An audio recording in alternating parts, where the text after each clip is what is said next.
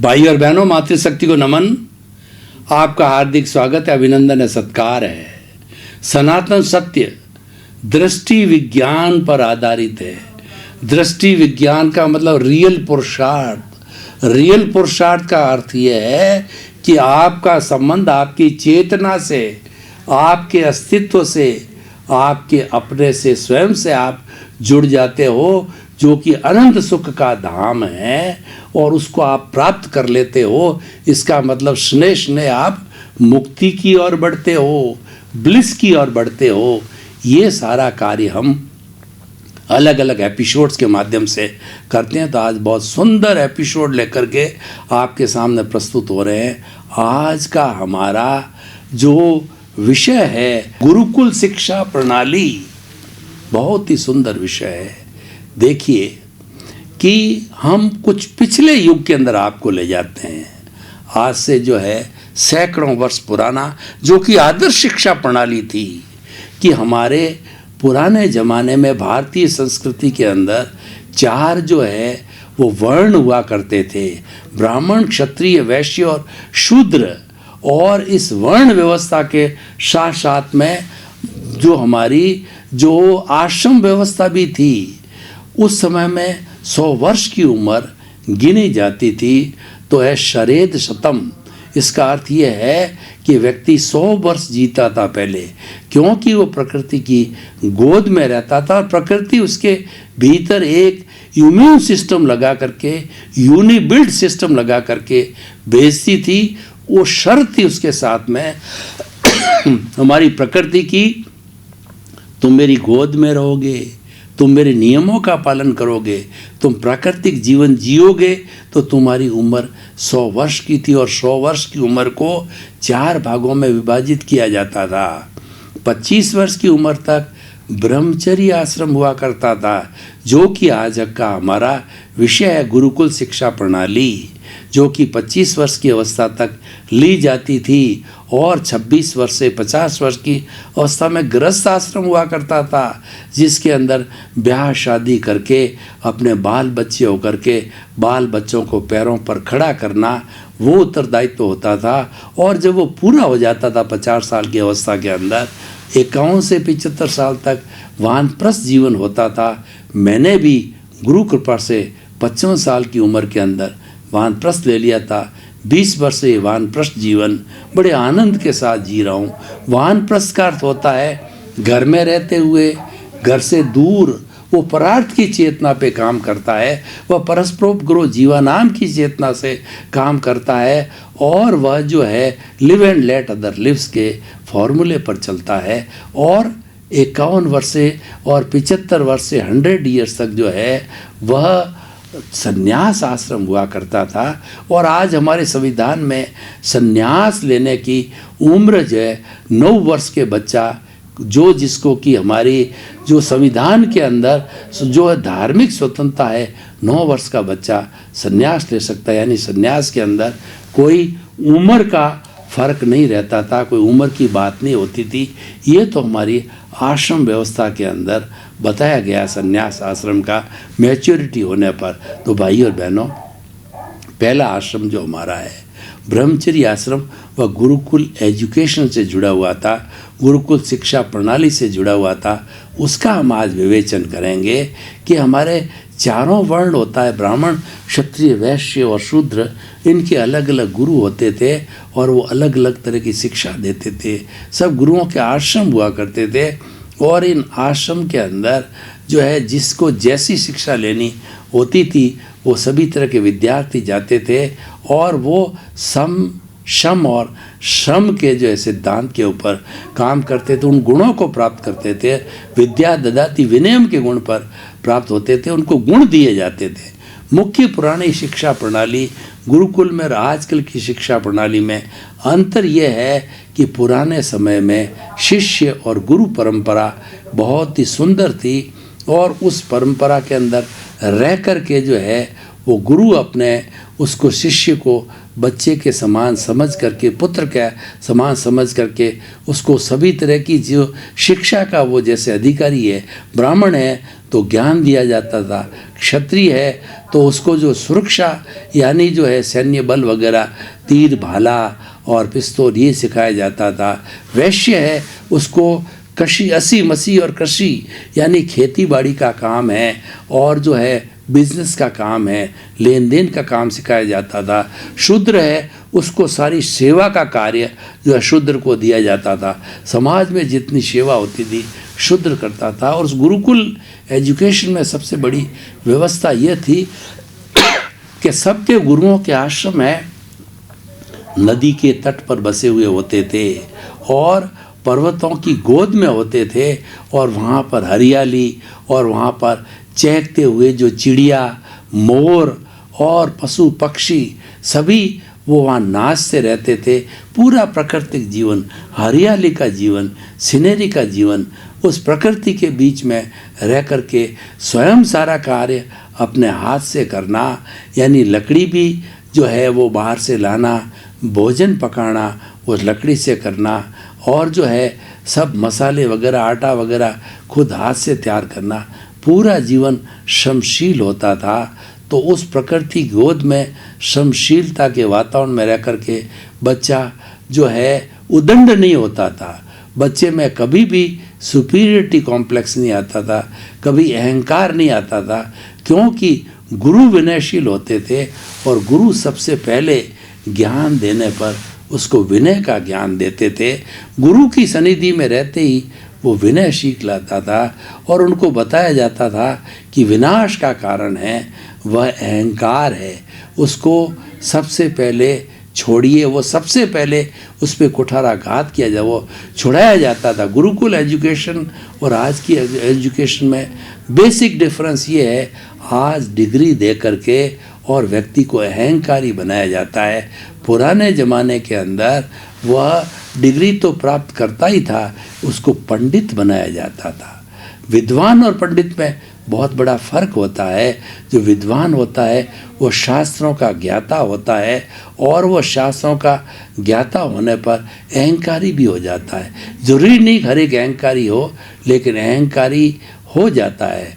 जबकि विद्या ददाति विनयम के सूत्र पर चलने वाला कभी भी अहंकार नहीं होता है, लेकिन जो प्रज्ञा जगत में काम करने वाला होता है, जो विवेके धम्ममाय्य के जो सूत्र पर काम करने वाला होता है और जो प्रज्ञा चक्षु होता है, स्थित प्रज्ञ होता है, जो कि हमारे अवचेतन मन के स्तर पर काम करने वाला होता है और वो भावनात्मक विकास के स्तर पर काम करने वाला होता है, ऐसा व्यक्ति पंडित कहलाता है, इंट्यूशनल कहलाता है और उस व्यक्ति में कभी अहंकार नहीं आएगा।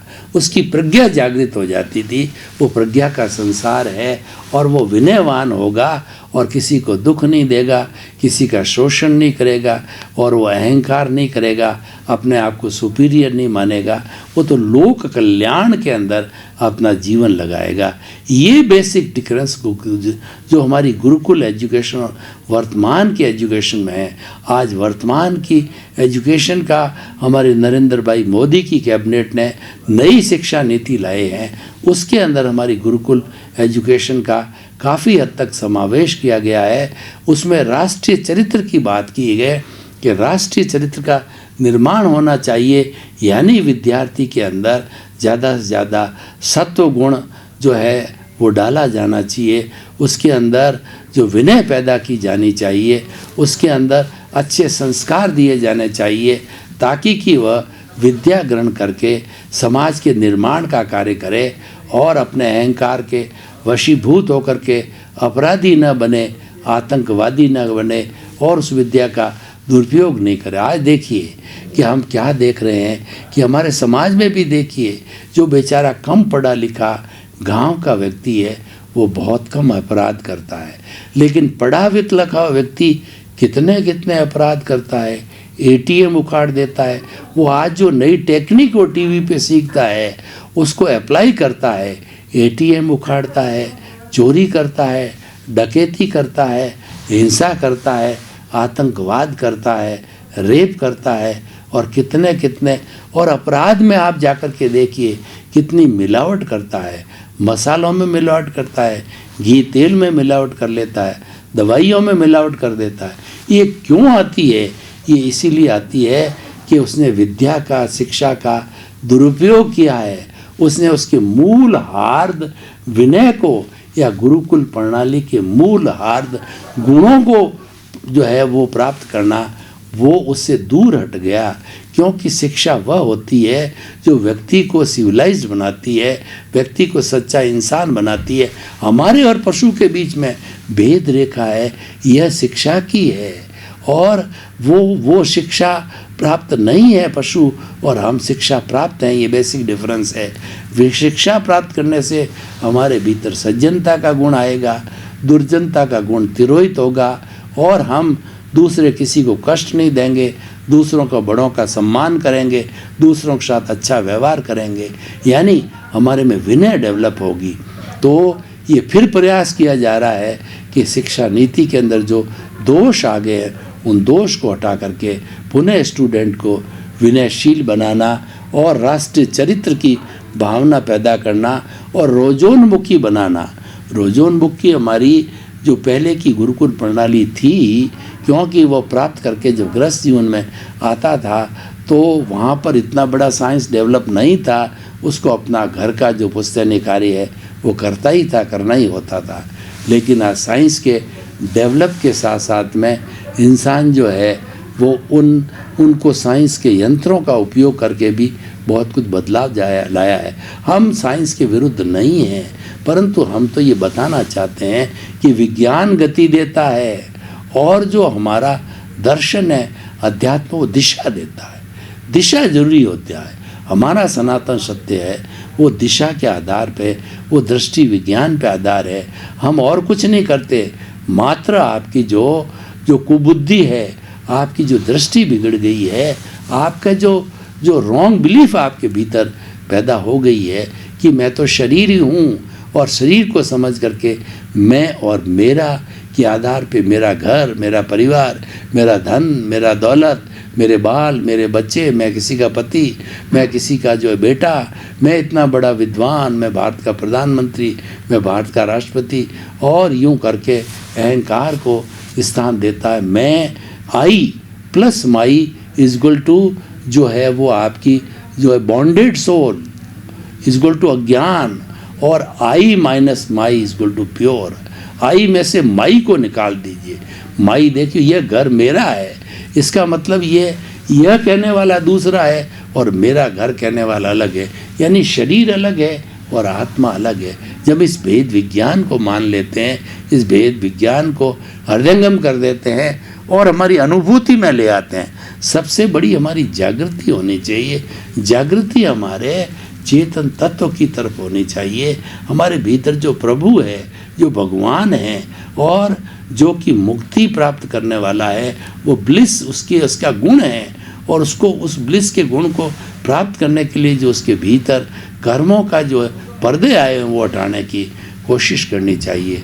तो भाइयों और बहनों, आज का जो हमारा जो विषय गुरुकुल शिक्षा प्रणाली का है, यानी वह शिक्षा प्रणाली रोल मॉडल थी। वह जीवन में गुणों को स्थान देती थी, मूल्यों को स्थान देती थी, और सब अवगुणों को हटा देती थी, सब अज्ञानता को हटा देती थी। इसी कारण वो बहुत ही अनुकरणीय है गुरुकुल शिक्षण प्रणाली, और आज भी उतनी वायबल है, सस्टेनेबल है और ग्रहणीय है जितनी वो पूर्व जमाने के अंदर जो इसका समय था उस समय में हुआ करती थी। तो एक सुंदर व्यवस्था हमारे समाज में बनी हुई है, और वह हमें लागू करनी चाहिए, और कोशिश भी की चाहिए लागू करने से। और जब ये लागू हो जाएगी तो नए हमारे विद्यार्थियों का निर्माण होगा, वो ऐसे अच्छे लोगों का निर्माण होगा जो कि बुराई और भलाई के बीच में भेद रेखा खींच सके, बुराई से दूर रह सके, भलाई की वो स्थापना कर सके, वो प्रतिष्ठा कर सके। तो इसीलिए हमारे जीवन के अंदर जो आज शिक्षा प्रणाली का इतना बहुत ज़्यादा महत्व है, और कई युग बीत गए, सदियां बीत गई, और आने वाले समय में सदियाँ और बीत जाएगी, लेकिन उस गुरुकुल शिक्षा प्रणाली की जो मेरिट्स है, उसका जो ज्ञान है और उसके अंदर जो अच्छे तत्वों का समावेश है, उसका आज भी उपयोग है। और आज ये सरकार भी चिंतन कर रही है कि वर्तमान शिक्षा प्रणाली में कुछ मिसिंग हो गया है, भावात्मक विकास जो है उसकी तरफ ध्यान नहीं दिया जा रहा है, वो किया नहीं जा रहा है। भावनात्मक का विकास का मतलब होता है व्यक्ति को इंट्यूशनल बनाना, व्यक्ति को जो है आत्मा के जगत में ले जाना, व्यक्ति को अपने अस्तित्व की खोज कराना। व्यक्ति को ये प्रश्न खड़ा होना चाहिए अपने दिमाग में कि मैं कौन हूँ, मैं कहाँ से आया हूँ, मुझे कहाँ जाना है। इन 3 प्रश्नों का समाधान, 3 प्रश्न जब दिमाग में खड़े होते हैं तब अध्यात्म जागृत होता है, तब जो है ये हमारा रियल पुरुषार्थ जागृत होता है, दृष्टि विज्ञान जागृत होता है। और जब ये जागृत हो जाता है तो स्नेह स्नेह जो है हम मुक्ति की ओर प्रयाण करते हैं। मुक्ति हमारे भरत क्षेत्र में अभी बंद है, लेकिन महाविद्या क्षेत्र में हमारे इस जो है वो भरत क्षेत्र को जो है देखने वाले सिमंदर स्वामी भगवान हैं, उनकी चरणों में जाते हैं हमें तो बहुत जल्दी मुक्ति जो को मिल जाती है। और हम प्रण भी यही कर रहे हैं, प्रयास भी यही कर रहे हैं कि हमारा संबंध है सिमंदर स्वामी के साथ में हो जाए। वो संबंध प्राप्त करने के लिए हमें ज्ञान को हाजिर करना होगा, हमें जो है अपनी सज्जनता को लाना पड़ेगा, मनुष्यत्व को लाना पड़ेगा। और जब हम ज्ञान को हाजिर करेंगे तो उसके साथ साथ में हमारी जो 5 आज्ञा हैं वह भी लागू हो जाएगी। और जब ये 5 आज्ञाओं का सही तरह से हम जो है समाधान कर देंगे, ऐसा बताया जाता है कि अगर 5 आज्ञा की जागृति 70% तक व्यक्ति के अंदर हो जाती है तो व्यक्ति जो है इसी जन्म में या आने वाले 1 आध जन्म के अंदर सिद्ध बुद्ध मुक्त बन सकता है। इतनी जो है इसकी बहुत पावर है। तो इसलिए भाई और बहनों, आइए हम देखते हैं कि हमारी गुरुकुल शिक्षा प्रणाली कितनी उत्कृष्ट थी। उसके अंदर हमारे जितने मूल्य थे उन सब मूल्यों की स्थापना की जाती थी, उन मूल्यों को ऊंचा स्थान दिया जाता था। इसके कारण हम किसी व्यक्ति को वहाँ पे मूल्यों का प्राथमिकता नहीं दे करके हम सर्वजन सुखाय सर्वजन हिताय की बात करते हैं, हम परस्पर करो जीवन नाम की बात करते हैं। और जो दूसरा जो है उसके साथ में हमारा जो दृष्टि विज्ञान है उसका उपयोग करते हैं, यानी हम ज्ञान को स्थान देते हैं। तो भाई और बहनों, हम आकर के इसको बात को समझें कि गुरुकुल शिक्षा प्रणाली बहुत उपयोगी शिक्षा प्रणाली थी, उसको वर्तमान के परिप्रेक्ष्य में जोड़ना चाहिए। और उसके अंदर जो व्यक्तिगत मूल्य थे उन मूल्यों को हमें पुनः याद करना चाहिए और स्थापित करना चाहिए। जो वो मूल्य आज हमारे मिसिंग हो गए, उसी कारण आज हम जो है चारित्रिक जो है वो चारित्रिक उत्थान की बात नहीं कर पा रहे हैं। एक जो है हमारा राष्ट्रीय चारित्र बनाने की बात है, तो वो हमें की जानी चाहिए और हम इसके माध्यम से कर सकते हैं। तो अतः भाई और बहनों, गुरुकुल शिक्षा प्रणाली एक रोल मॉडल थी। पुराने ज़माने में राजा महाराजा जो जितने भी बड़े बड़े उनके जो संतान हुआ करती थी, वे समस्त जो है गुरुकुल शिक्षा प्रणाली में शिक्षा को अर्जन करते थे और उसके बाद उसको जो है सेवा के रूप में समाज के साथ में जोड़ा करते थे। तो समाज के साथ के अंदर इसको जोड़ने के कारण जो है समाज के अंदर एक ये भावना पैदा होती है कि हमें तरक्की करनी है।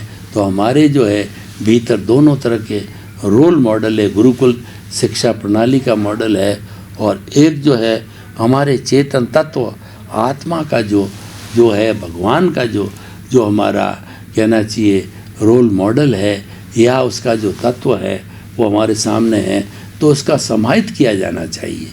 आज अगर हम अपने दैनिक जीवनचर्या में पुरानी गुरुकुल शिक्षा प्रणाली को जोड़ें और आज हम कोशिश करें जैसे विद्यालय है या इस उन विद्यालयों के अंदर हम जो है गुरुकुल शिक्षा प्रणाली का समावेश कर सकते हैं और हमें करना ही चाहिए। तो उसके अंदर अगर समावेश हो जाता है तो हम आसानी से जो है वह गुरुकुल शिक्षा प्रणाली के जो भी जो गुण और दोष है उनकी प्राप्ति कर सकते हैं और इस कार्य के अंदर आगे बढ़ सकते हैं। तो भाइयों और बहनों, आज का जो गुरुकुल शिक्षा प्रणाली का जो एपिसोड है, और शिक्षा प्रणाली को पहले हमने जिस तरीके से व्याप्त किया था और जिस तरीके से हमने जो है उसको तादात्म्य रूप में लिया था, तो आज मैं पुनः उसके बारे में सोचने की आवश्यकता है, क्योंकि हमारे जीवन काल के अंदर अभी जो है इतने नए नए जो उपसर्ग आ रहे हैं, उन सब उपसर्गों को, उन सब उपद्रवों को जो है, जो हमारा कोरोना रूप के अंदर है या और कोई रूप में, उन सब को जो है हमें जो है वो उनका समाधान करने के लिए हमें हमारे अस्तित्व पर, हमें हमारे प्राप्त ज्ञान के ऊपर अधिक ध्यान दिया जा रहे हैं हम उसके अंदर। तो भाइयों और बहनों, आइए आज गुरुकुल शिक्षा प्रणाली जो कि हमारी एक रोल मॉडल है, उसको हम आज जो है हमारी छोटी स्कूलों हैं उसमें कुछ हद तक जो है डालने की कोशिश करें। और गुरुकुल शिक्षा प्रणाली बहुत जो है सटीक है, बहुत आनंदमय है कि वहाँ गुरुकुल हुआ करते थे। उन गुरुकुलों में जाकर के बच्चा 25 वर्ष की अवस्था तक रुक कर के पूरी जो शिक्षा ग्रहण करता था। तो उस शिक्षा के साथ के अंदर ग्रहण करने से व्यक्ति प्रकृति की गोद में रहता था, व्यक्ति जो है वो अलग स्थान पे रहता था, इसीलिए जो है वो अधिक परिश्रम करके और जल्दी सत्य को प्राप्त कर सकता था। तो हम आपको ये बताना चाहते हैं निष्कर्ष के तौर पर कि आज का जो हमारा विषय गुरुकुल शिक्षा प्रणाली का है, यह एक समसामयिक विषय है। इसके आधार पे हम वर्तमान की जो हमारी समस्या है उनका समाधान भी उस तरह की एजुकेशन दे करके हम कर सकते हैं। तो हमें उस ऐसी एजुकेशन को समझना चाहिए और उस एजुकेशन का समावेश सरकार ने वर्तमान शिक्षा नीति के अंदर किया है और उसके बारे में हमने बहुत सी जो है वेबिनार्स को भी देखा है।